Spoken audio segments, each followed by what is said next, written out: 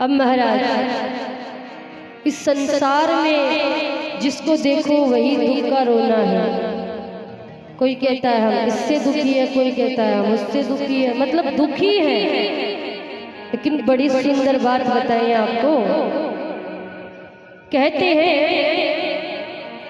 कोई तन दुखी, कोई मन दुखी, कोई धन बिन रहता उदास, और थोड़े थोड़े सब दुखी, सुखी राम के दास। सुखी संसार में कोई नहीं है। इस संसार में यदि कोई सुखी है तो भगवान के दास, उनके भक्त हैं। हाँ, मैत्रेय मुनि जी से विदुर जी महाराज पूछ रहे, मुनिवर विदुर जी से मैत्रेय मुनि कह रहे हैं महाराज कि संसार में कोई सुखी नहीं है, ये दुखों का घर है।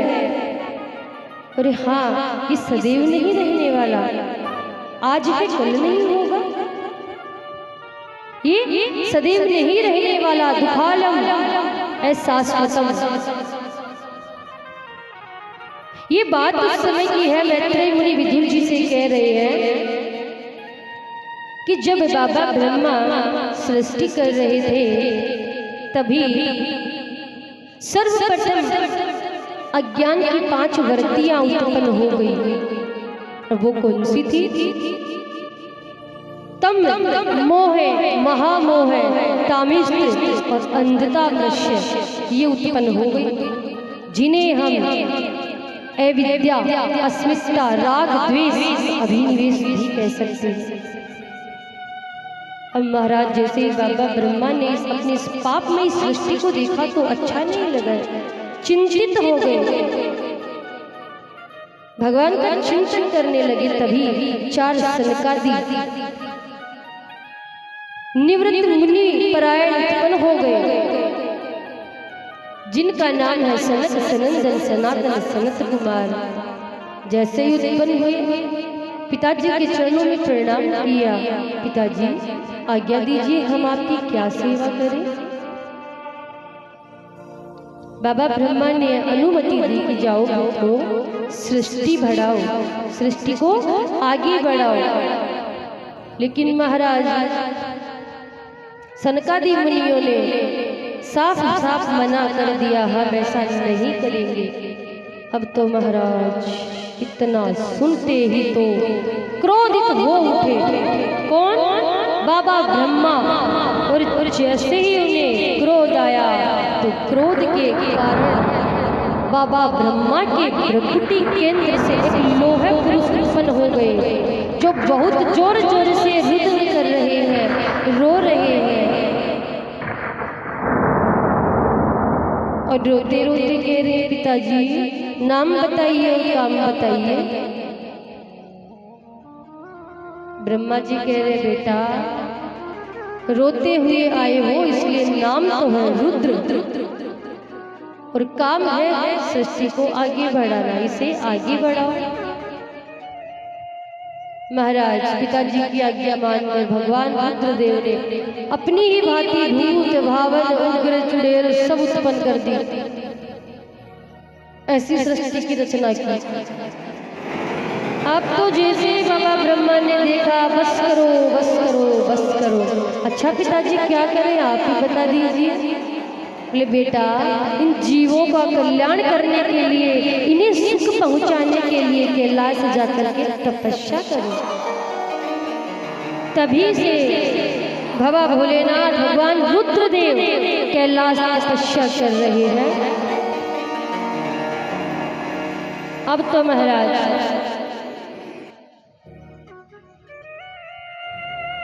हमारी जो सृष्टि है इस प्रकार आगे बढ़ रही है। इसके बाद बाबा ब्रह्मा ने 10 मानस पुत्र उत्पन्न किए। कौन से हैं वो? अत्रि, अंगिरा, मरीचि, पुलस्त्य, पुलह, क्रतु, वशिष्ठ, दक्ष और नारद, ये 10 मानस पुत्र हुए। इसके पश्चात बाबा ब्रह्मा के प्रतिबिंब से, उनकी छाया से कर्दम ऋषि उत्पन्न हुए। लेकिन मन में शांति नहीं है ना, सृष्टि आगे कैसे बढ़े? तभी भगवान का चिंतन करने लगे। उसी समय बाबा ब्रह्मा के शरीर के दो भाग हो गए। एक शरीर के दो भाग हो गए, जिससे एक स्त्री और पुरुष का जोड़ा उत्पन्न हो गया। पुरुष तो सार्वभौम सम्राट श्री मनु जी महाराज हुए, स्त्री महारानी शतरूपा हुई। दोनों हाथ जोड़ करके खड़े हो गए हैं, स्तुति कर रहे हैं। त्वमेक सर्वभूतानां जन्मकृत वृत्तिदा पिता अथापि न प्रजानां ते शुश्रूषा केन वा भवेत्। स्तुति गा रहे हैं दोनों मनु जी महाराज महारानी शतरूपा। हे प्राणियों को जन्म देने वाले, उनको आजीविका देने वाले परम पिता के चरणों में हमारा कोटि कोटि प्रणाम है। पिताजी आज्ञा दीजिए, हम आपकी क्या सेवा करें। महाराज ब्रह्मा जी कहते हैं, बेटा मनु, अपने ही समान गुणवान संतान उत्पन्न करो। मनु जी महाराज ने देखा, विचार किया और बाबा ब्रह्मा से कहने लगे, पिताजी हम आपकी आज्ञा का पालन अवश्य करेंगे। हाँ, आपकी आज्ञा का पालन अवश्य करेंगे, लेकिन प्राणियों के रहने के लिए इस पृथ्वी पर कोई स्थान तो बनाइए।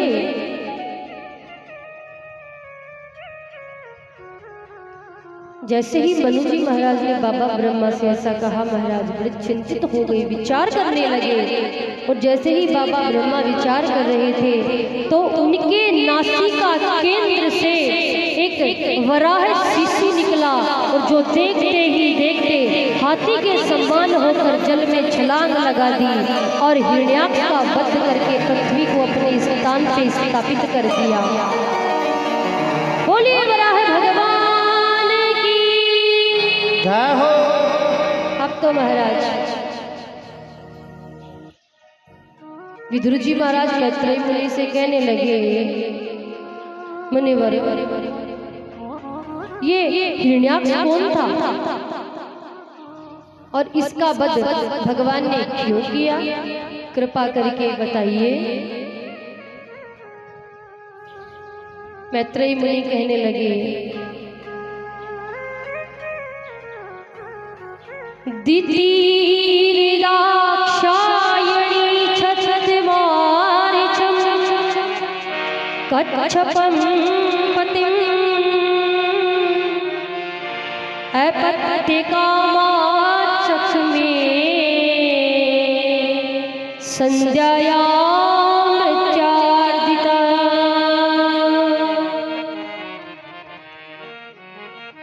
बोले विदुर जी, एक बार दक्ष नंदिनी देवी दीति अपने गृह कार्य से निवृत्त होकर के पुत्र प्राप्ति की इच्छा से अपने पति महर्षि कच्छप के कक्ष में आई और हाथ जोड़कर प्रार्थना करने लगी कि मुझे पुत्र चाहिए। महाराज महर्षि कच्छप ने कहा, देवी मैं आपके मनोरथ को अवश्य पूर्ण करूंगा, लेकिन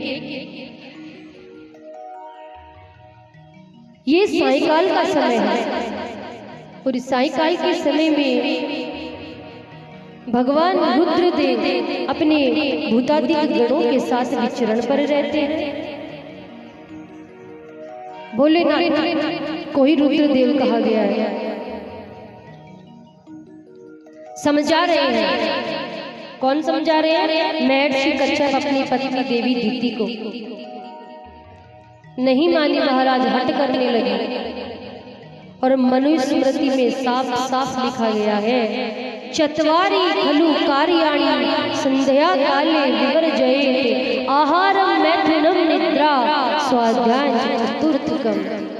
ये जो 4 कार्य सायकाल के समय कभी नहीं करनी चाहिए, ये मनुस्मृति कहती है। कौन से 4 कार्य? आहारम भोजन नहीं करना चाहिए, मैथुनम संग नहीं करना चाहिए, और निद्रा सोना नहीं चाहिए, और चौथा कौन सा है? स्वाध्याय अध्ययन नहीं करना चाहिए। ये 4 काम वर्जित है, सायकाल के समय कभी नहीं करना चाहिए। यही बात महर्षि कश्यप देवी दीदी को समझा रही है, लेकिन देवी दीदी ने तो हट कर रखी है, सुन ही नहीं रही। महाराज महर्षि कश्यप ने भगवान से क्षमा याचना की और देवी दीदी के मनोरथ को पूर्ण किया है। अब तो महाराज मनोरथ को पूर्ण करने के पश्चात महर्षि कश्यप फिर से भगवान से क्षमा याचना कर रहे हैं, और क्षमा याचना करने के बाद महर्षि कश्यप देवी दीदी से कह रहे हैं, देवी आपने मेरी बात ना मान करके भगवान रुद्रदेव की अवहेलना की है, इसीलिए आपके गर्भ से 2 राक्षस उत्पन्न होंगे, 2 राक्षस उत्पन्न होंगे। इतना सुनते ही तो देवी दीदी थर थर कांपने लगी,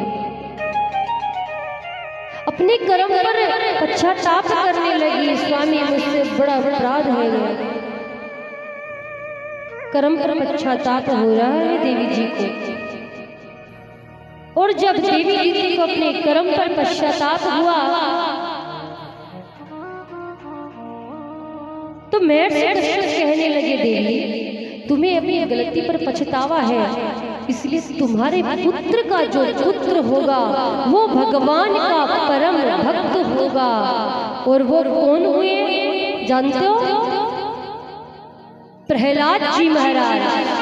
बोले प्रहलाद जी महाराज की जय हो। महाराज इसका वर्णन अभी आगे आएगा कथा में। 100 वर्षों तक देवी दीदी के गर्भ में वो दोनों बालक रहे।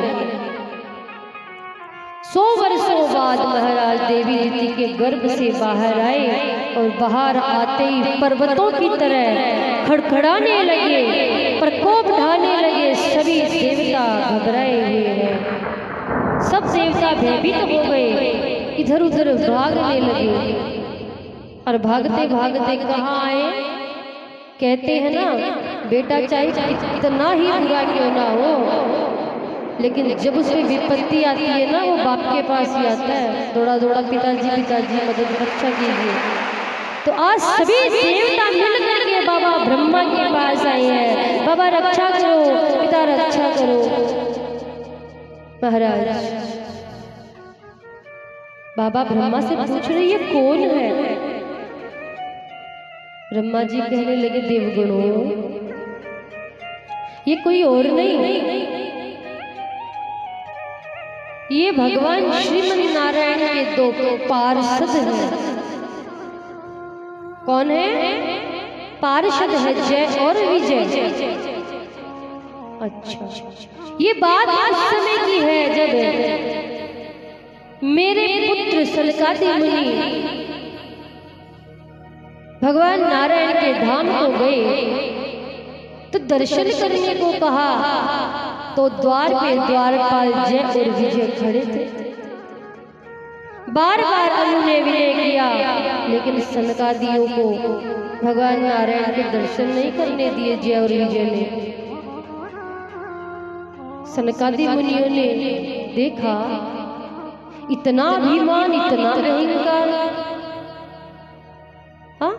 जो श्रीमन नारायण भगवान ने भृगु जी ऋषि की छाती में लात खाकर भी इतने शांत रह सकते हैं, उनके पार्षद इतने अभिमानी। और कहते हैं, क्षमा बड़न को होत है छोटन को उत्पाद, का हरि को घट गए जो भृगु मारी लात। हाँ, लात खाकर के भी इतने शांत हमारे प्रभु नारायण, उनके पार्षद इतने अभिमानी। महाराज क्रोध आ गया, सनकादियों को श्राप दे दिया, जाओ हम तुम्हें श्राप देते हैं, तुम्हें 3 जन्मों तक राक्षस योनि में रहना होगा। और वही दोनों पार्षद जय और विजय आज देवी दीदी के गर्भ से उत्पन्न होकर के आए हैं और उनका नामकरण किया। तो नाम पड़ा, एक का हिरण्याक्ष, दूसरे का हिरण्याकश्यपु। हिरण्याक्ष और हिरण्याकश्यपु। अब तो महाराज एक दिन की बात है, हिरण्याक्ष ने वराह भगवान को पृथ्वी को ले जाते हुए देख लिया और जैसे ही देखा तो बड़ा अपमानजनक बात कहने लगा, दुर्व्यवहार करने लगा भगवान के साथ, अभद्र बातें सुनाने लगा प्रभु को।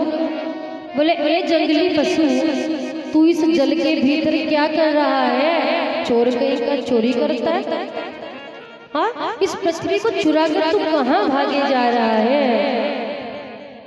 महाराज भगवान भी भगवान है। भगवान कहते हैं मतलब तेरे जैसों को ही अपना ग्रास बनाने के लिए ढूंढता फिरता हूँ।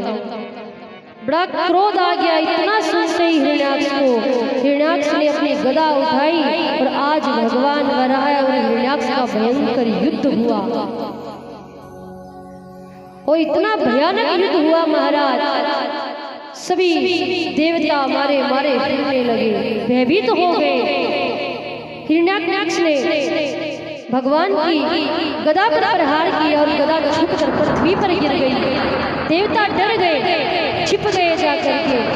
और इतने में ही महाराज भगवान ने अपनी गदा से हिरण्याक्ष की कनपट्टी पर ऐसा तमाचा मारा कि वह घूमता घूमता घूमता पृथ्वी पर आकर धड़ाम से गिर पड़ा और गोविंदाय नमो नमः। हिरण्याक्ष का वध हो गया, हिरण्याक्ष मारा गया।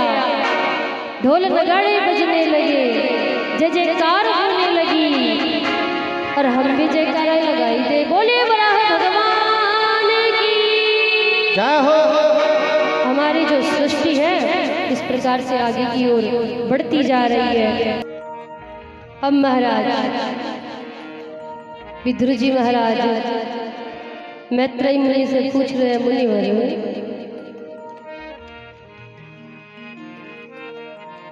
विदुर जी मैत्रेय मुनि से प्रश्न कर रहे हैं, मुनिवर मनु महाराज की कितनी संतान हुई, कृपा करके बताइए।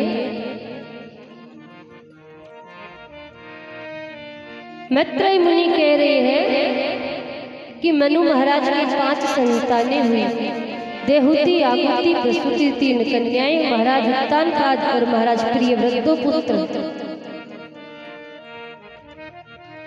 माता देहुति का विवाह तो कर्दम ऋषि के साथ संपन्न हो गया, जिनसे 9 कन्याएं हुई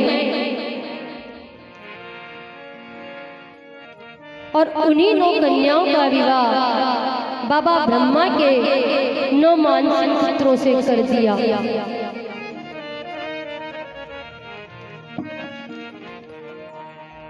मरीचिका कला से, अत्रि का अनसुया से, अंगिरा का श्रद्धा से, कुलह का गति से, भृगु का ख्याति से, वशिष्ठ का अरुंधति से और ख्याति का अथर्वा का शांति से।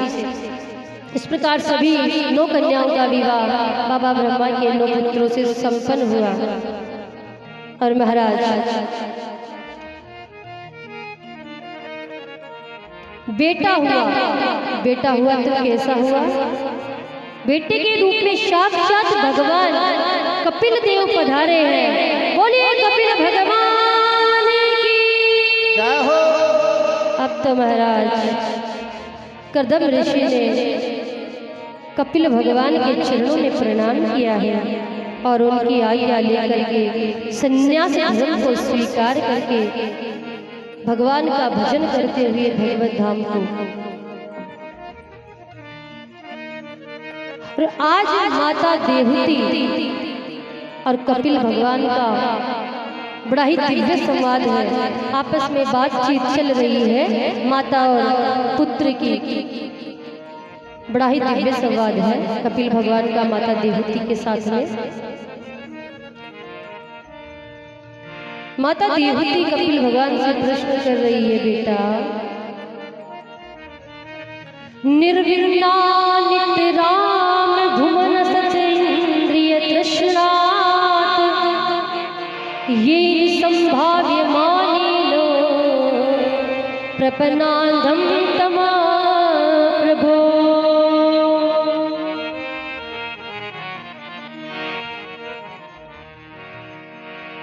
महाराज बड़ा ही दिव्य संवाद है और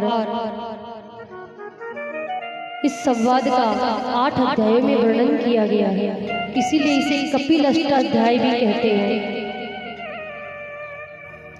माता देवहूति भगवान कपिल से कह रही है, बेटा कपिल मैंने अपने संपूर्ण जीवन में खूब इंद्रियों का विषय उपयोग किया है। मायके में भी बड़ी सम्राट की बेटी बन करके ठाठ से रही और ससुराल में पति कदम ऋषि के साथ खूब कामक विमान में विचरण भी किया है। बेटे बेटियों की कोई कमी नहीं है। बेटी हुई तो अनसुया जैसी, अरुंधति जैसी बेटियां हुई है और दामाद की भी कोई कमी नहीं। अत्रि, अंगिरा, वशिष्ठ जैसे दामाद, ऐसे जमाई और बेटा हुआ तो कपिल तेरे जैसा। लेकिन फिर भी इतना कुछ अच्छा पाकर के मन बड़ा अशांत है, संतुष्ट नहीं है। महाराज कपिल भगवान ने जैसे ही माँ की बात सुनी, बड़ा ही सुंदर आध्यात्मिक योग का उपदेश किया। भगवान कपिल देव माता देवहूति से कह रहे हैं, मैया ये जो हमारा मन है ना, ये जब विषयों में रति करता है तो मन बंधन का कारण बन जाता है। मन विषयों में गति करता है, मन बंधन का कारण बन जाता है। और यही मन यदि परमात्मा में लग जाए तो मन मुक्ति का साधन बन जाता है, मुक्ति का साधन बन जाता है। इसलिए मन से अधिक मित्रता भी नहीं करनी चाहिए और शत्रुता भी नहीं करनी चाहिए। मन से अधिक मित्रता नहीं, शत्रुता नहीं। मन को बड़े ही विवेक से काम में लेना चाहिए, क्योंकि मन की निंदा भी खूब संतों ने की है और प्रशंसा भी की है। हाँ, क्योंकि मन जब परमात्मा में लग जाता है तो बड़ा ही प्रशंसनीय है, हमारा कल्याण करने वाला है। और गोस्वामी जी महाराज ने तो महाराज पूरी राम कथा मन को ही तो सुनाई है। कौन सी है वो? श्री रामचंद्र कृपालु भज मन हरणे भव दारुणम। क्या कह रही है इसकी पहली पंक्ति? श्री रामचंद्र कृपालु भज मन, कि ए मन तू राम का नाम भज। क्यों भजे राम का नाम? क्या फायदा है इससे? क्योंकि मन हमारा बड़ा तार्किक होता है महाराज, आ करके प्रश्न करता है कि राम का नाम भजेंगे इससे क्या बेनिफिट होगा, क्या फायदा होगा? तो कहा हरणे भवे भेदारुणम। भव बे की जो पीड़ा है, जन्म मरण का जो चक्र है, चलते चलते ना जाने अचानक से क्या हो जाए, ये डर सदैव मन में लगा रहता है। और इसी भय का हरण करता है हमारे राम जी का नाम, हमें हर पीड़ा से मुक्त करते हैं हमारे राम जी के चरण, सभी सुख प्रदान करते हैं हमारे राम जी का नाम। अब महाराज माता देवहूति कह रही है, कपिल भगवान माँ से कह रहे, मैया आप भी इसी प्रकार धीरे धीरे करके मन को भगवान से जोड़ ही लो। माता जी कह रही है तो कैसे जोड़े? जोड़ने का तरीका तो होता है किसी भी चीज को। बोले हाँ हाँ, बड़ा ही सरल तरीका है मैया। कौन कह रहे? कपिल भगवान अपनी माता देवहूति से कह रहे हैं। अच्छा, कैसे जोड़े? बोले मैया बड़ी सुंदर बात है, खिलाड़ी के साथ रहोगे खिलाड़ी बन जाओगे, जुआरी के साथ रहोगे जुआरी बन जाओगे, और नेता के साथ रहोगे नेता बन जाओगे, है कि नहीं? और संत के संग रहोगे तो संत बन जाओगे, क्योंकि संगत का असर तो जीवन में सबसे सर्वप्रथम पड़ता है महाराज। संगत ऐसी चीज है, इसीलिए हम बच्चों से कहते हैं संग अच्छा किया करो। अब महाराज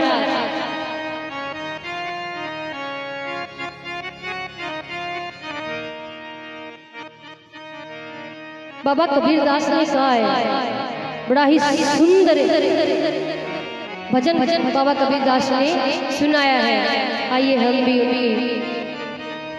साथ में मिलके गाते हैं कि संतों के संग से हमारे जीवन में क्या फर्क पड़ता है, क्योंकि संत सेवा उनका दर्शन उनका संग तो बड़ी दुर्लभ है।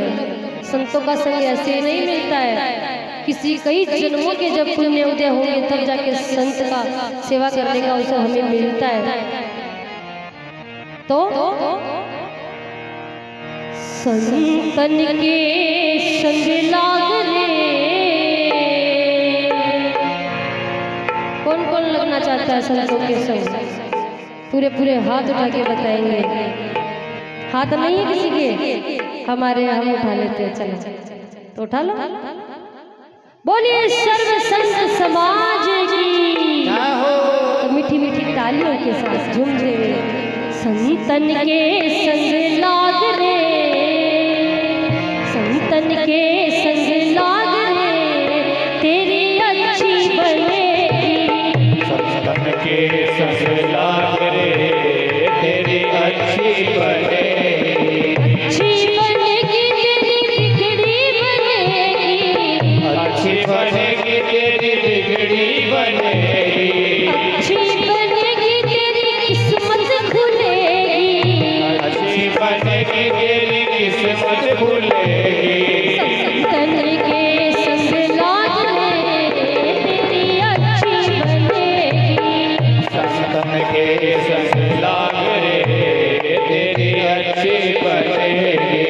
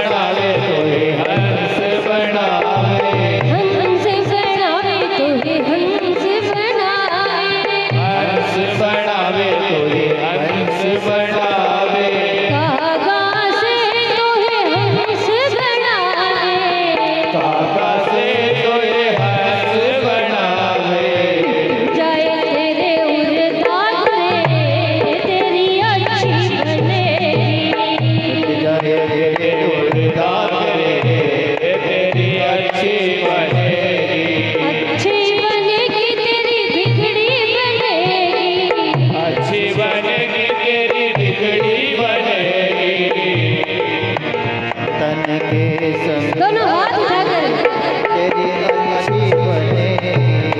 संतन के संग लाग रे, तेरी अच्छी बनेगी।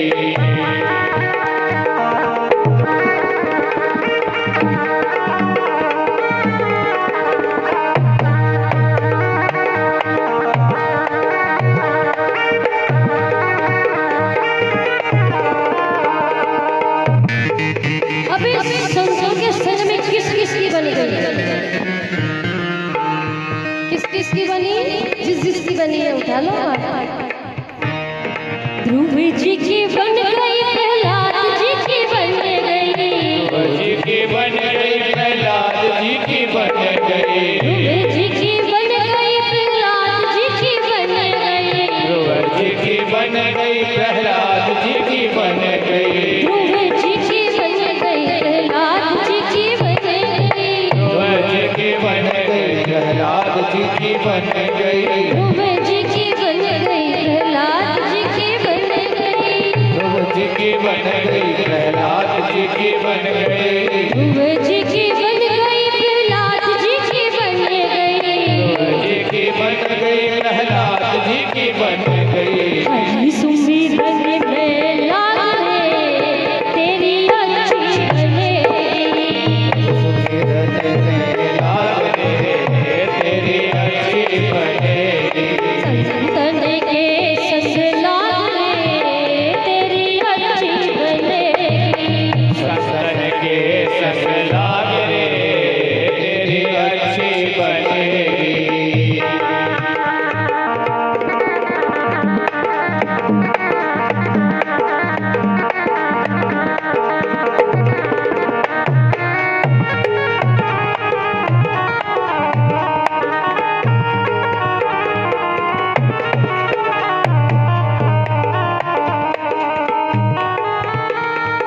मोहिनी सा में बहुत दिन सोयो, मोहन सा में बहुत दिन सोयो, मोहिनी सा में बहुत दिन सोयो, मोहन सा में बहुत दिन सोयो, बहुत दिन सोयो, घना दिन सोयो, बहुत दिन सोयो, घना दिन सोयो, बहुत दिन सोयो रे घना दिन सोयो, बहुत दिन सोयो रे घना दिन सोयो।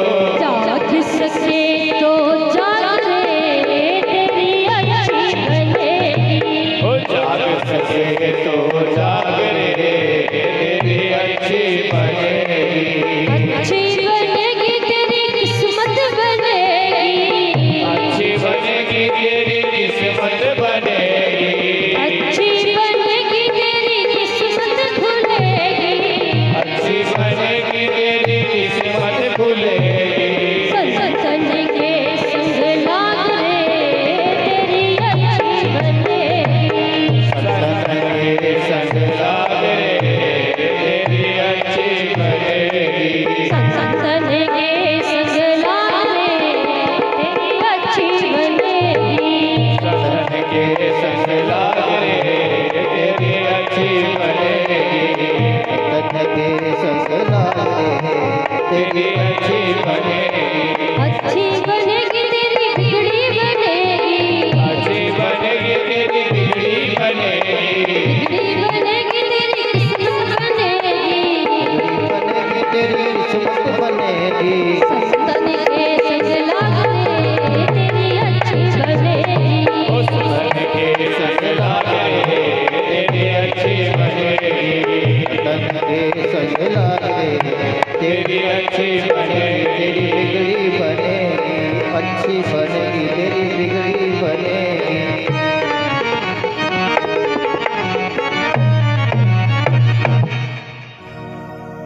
बोलिए सर्व संत समाज की जय हो।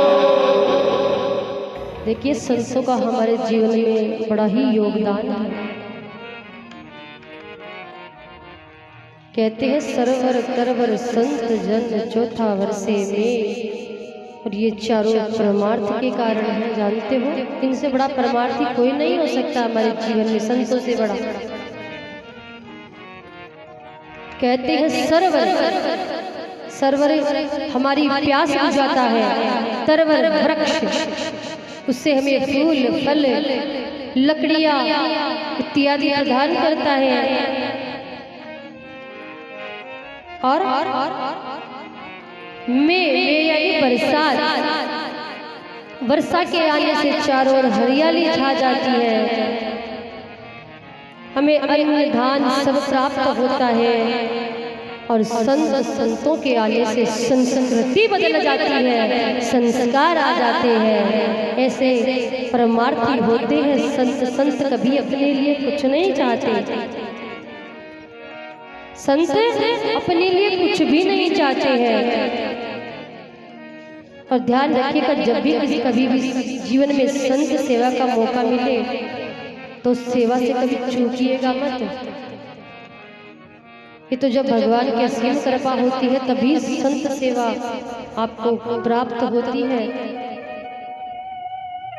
कुछ लोग कहते हैं संत है और ओडी गाड़ी में बैठ करके जा रहे हैं, क्यों? क्या वो ओडी गाड़ी में नहीं बैठ सकते? मैं तो कहती हूँ दुनिया के तमाम सुख संत को मिलने चाहिए। क्यों? आप सबको ओडी चाहिए, डिजायर चाहिए और उनको मिल गई तो संत काहे का संत है? ये तो गाड़ी में बैठा है, क्यों नहीं बैठ सकता वो गाड़ी में? बताइए।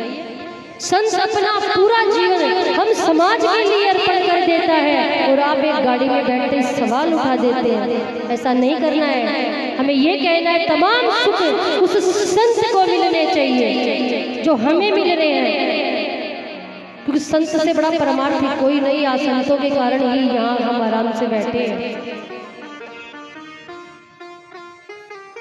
इसलिए जब भी जीवन में अवसर मिल जाए ना, संतों की सेवा अवश्य करना।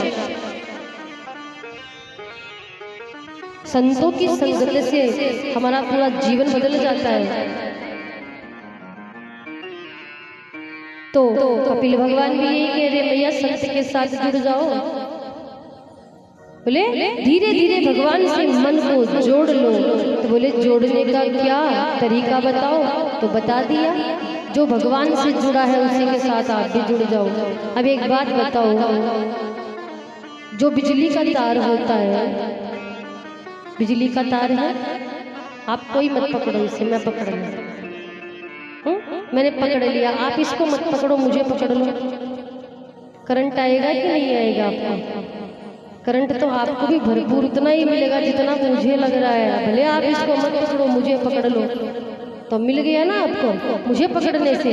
तो वैसे ही कहा, जो भगवान से जुड़ा हुआ है उसी को पकड़ लो, ये भगवान तक पहुंचाने का रास्ता आज भगवान कपिल देव ने माता देवहूति को बड़ा सरल तरीका बताया है। अच्छा, माता देवहूति फिर प्रश्न कर रही है, तो बेटा संतों की पहचान क्या है? आजकल समाज में संतों का पता नहीं चलता ना, संतों की पहचान क्या है? तो कह रहे हैं, तितिक्षवा कारुणिका सुरदवा सर्वदेहिना अज्जात शस्त्रवः शान्तः साधवा साधुभूषणा। संतों की पहचान है तितिक्षवा, वो तितिक्षु हो। तितिक्षु यानी सहनशील हो, उनमें सहन करने की क्षमता हो। कोई माला पहनाए तो भी ठीक है, कोई ना पहनाए तो भी ठीक। जिस कहने का मतलब जिसके लिए मान और सम्मान दोनों बराबर हो, वो संत का पहला लक्षण है। दूसरा कहा कारुणिका, यानी जिसमें दया हो, जो क्षमा करना सीखे, दूसरा लक्षण। तीसरा लक्षण बताया सुरदवा सर्वदेहिना, जो सभी देहधारियों को अपना समझे, अपनी दृष्टि से देखे। और बताया अज्जात शस्त्रवः, जो स्वप्न में भी किसी को शत्रु ना माने। भले सामने वाला उसे शत्रु की दृष्टि से देखे, लेकिन वो किसी को शत्रु ना माने, ये संत का लक्षण है। और कहा साधो साधु भूषणा, यानी जो सभी के कार्यों को साधे, वो भी संत के लक्षण है। और महाराज ऐसे संतों की संगति से मन के विकार नष्ट हो जाते हैं और मन में प्रेम प्रकट हो जाता है और प्रेम से भक्ति आती है और भक्ति ही मेरे गोविंद के चरणों के दर्शन करवाती है, मेरे गोविंद से मिला देती है। महाराज प्रश्न पे प्रश्न देवहूति मैया भगवान कपिल से कर रही है। इस प्रकार दो प्रकार की भक्ति बताई, मल भक्ति, अम्ल भक्ति। और इस प्रकार माता देवहूति ने अनेक प्रश्न भगवान कपिल से किए हैं कि जीव किस प्रकार संसार में आता है, कैसे माँ के गर्भ में आता है, कैसे संसार में जन्म लेता है, जन्म के पश्चात मृत्यु के बाद वो कहाँ जाता है। संपूर्ण प्रश्न माता देवहूति ने किए हैं। कपिल भगवान ने बड़ा सुंदर उत्तर भी दिया। इसी के साथ अष्टांग योग का बड़ा सुंदर वर्णन किया। यम, नियम, आसन, प्राणायाम, प्रत्याहार, ध्यान, धारणा, समाधि। अष्टांग योग का वर्णन भी किया है। और महाराज इस चित्रण को सुनते सुनते माता देवहूति का शरीर सरिता में परिणत हो गया और उन्हें सिद्धि प्राप्त हो गई। और जिस जिस स्थान पे उन्हें सिद्धि मिली उसे सिद्धिप्रद नामक से विख्यात हुआ। और महाराज माता को सिद्धि प्राप्त होने के बाद कपिल भगवान गंगा सागर आ गए। और आज भी गंगा सागर में कपिल भगवान का पूजन मकर संक्रांति के दिन बड़ी धूमधाम से किया जाता है।